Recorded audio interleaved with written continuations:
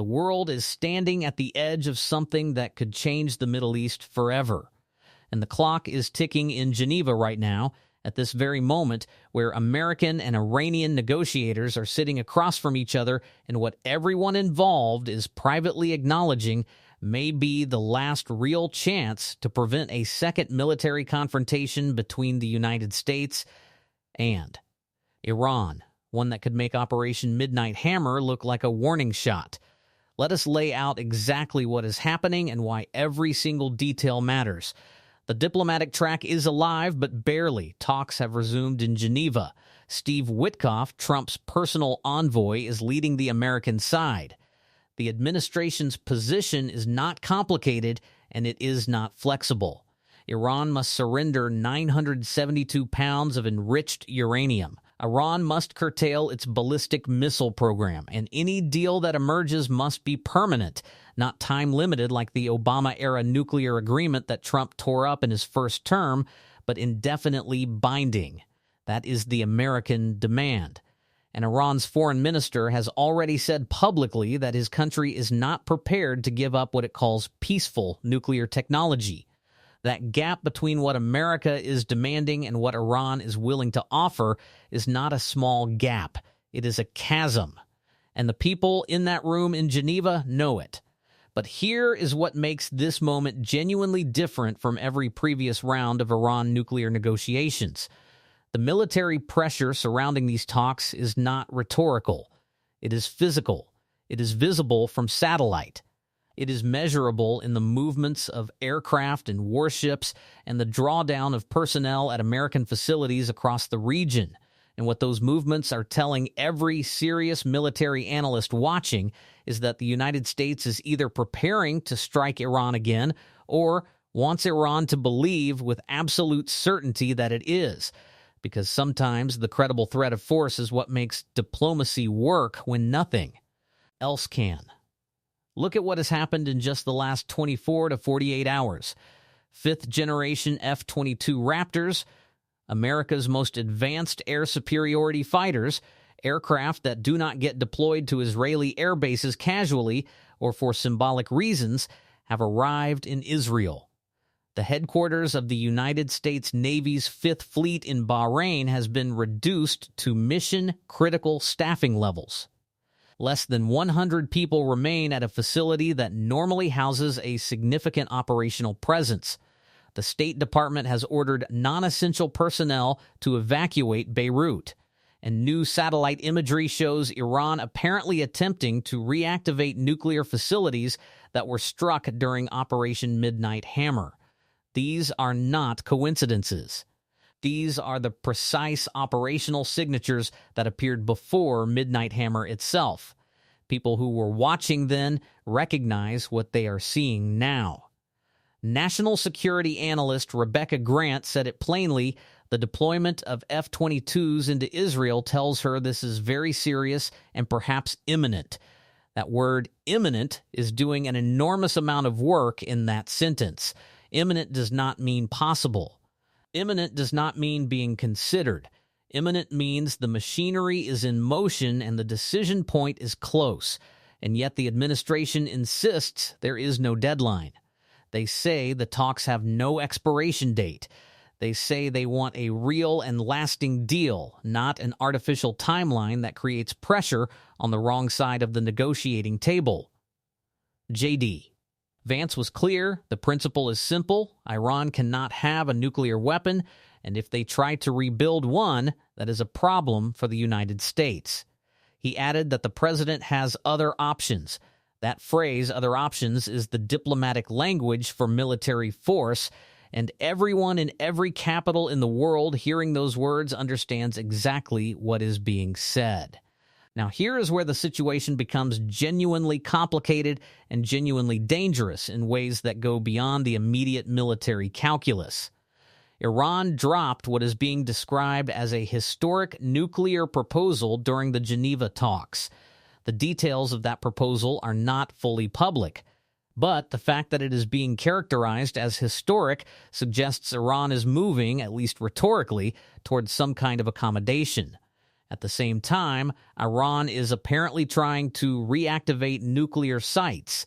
At the same time, Iran's foreign minister is publicly stating they will not give up peaceful nuclear technology.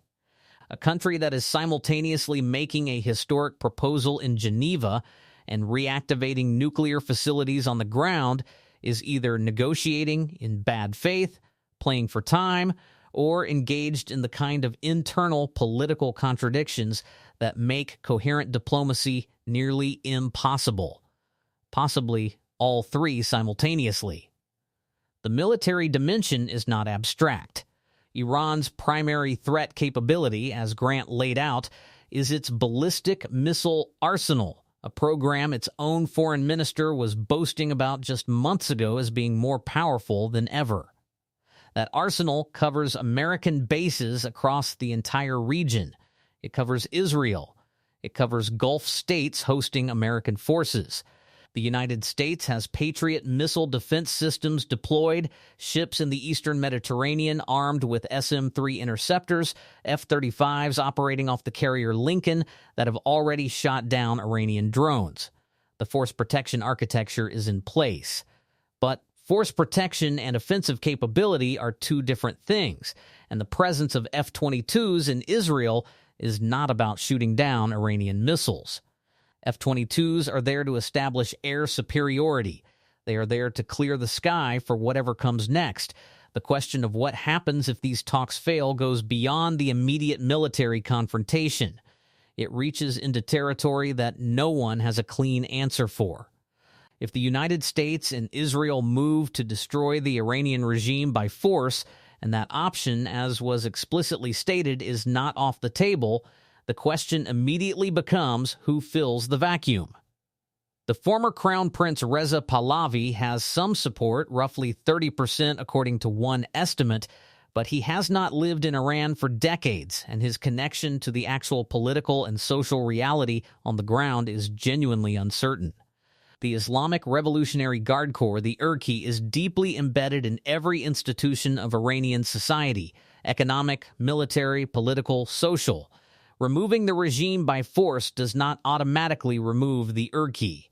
And a post-regime Iran without a functioning alternative power structure is not a stable Iran. It is a collapsed state in the middle of the most volatile region on Earth, with a population of 90 million people, borders touching Iraq, Afghanistan, Pakistan, Turkey, Azerbaijan, and the Caspian, and a missile arsenal that does not disappear because the government that built it has been overthrown. These are not hypotheticals being raised by people opposed to military action for ideological reasons. These are operational realities that every serious military and strategic planner has to account for. The lesson of Iraq, a lesson written in 2 decades of chaos and hundreds of thousands of deaths, is that destroying a regime is the easy part. It is what comes after that determines whether the intervention produced stability or produced something worse than what it replaced. Iran is not Iraq. It is larger, more technologically sophisticated, more regionally connected, and more capable of projecting chaos across a wider geography than anything the United States has previously attempted to manage through regime change. And yet the Iranian regime, as Grant noted, is in a fragile position. It has killed an estimated 32,000 of its own protesters. Its population is suffering under sanctions. Its economy is under enormous pressure. Its regional proxies, Hezbollah, Hamas, the Houthis, have all been significantly degraded over the past year. The regime that was projecting power across the region through those proxies just 12 months ago is now in a considerably weakened strategic position. Whether that weakness makes it more likely to make a genuine deal or more likely to make a desperate gamble is the question that the negotiators in Geneva are trying to answer right now. What is clear is that the window for a diplomatic resolution, if it exists at all, is extremely narrow. The military preparations are real, the satellite imagery is real, the drawdown of personnel at American facilities is real. The F-22s sitting on an Israeli airbase are real. These are not postures designed to last indefinitely. They are postures that either resolve into a deal or resolve into a strike.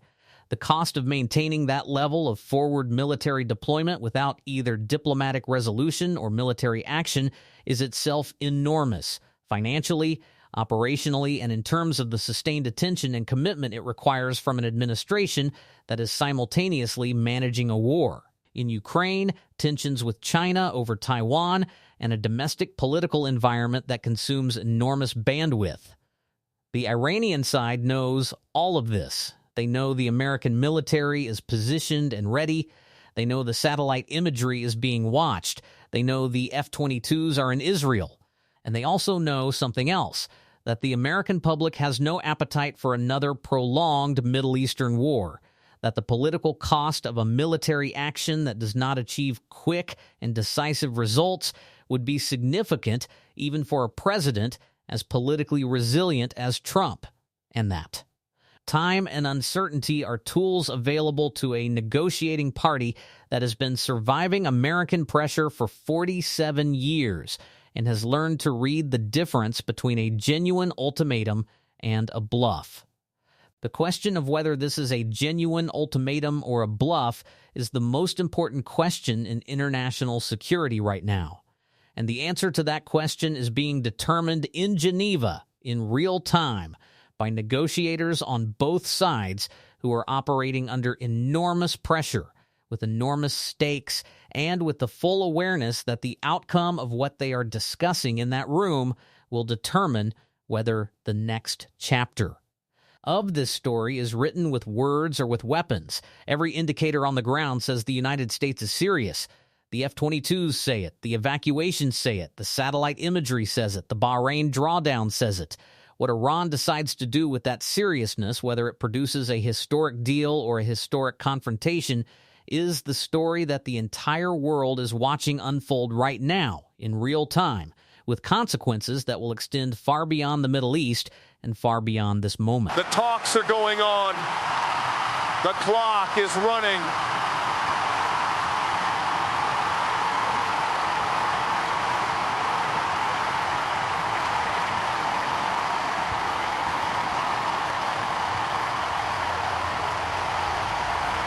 And the world is holding its breath.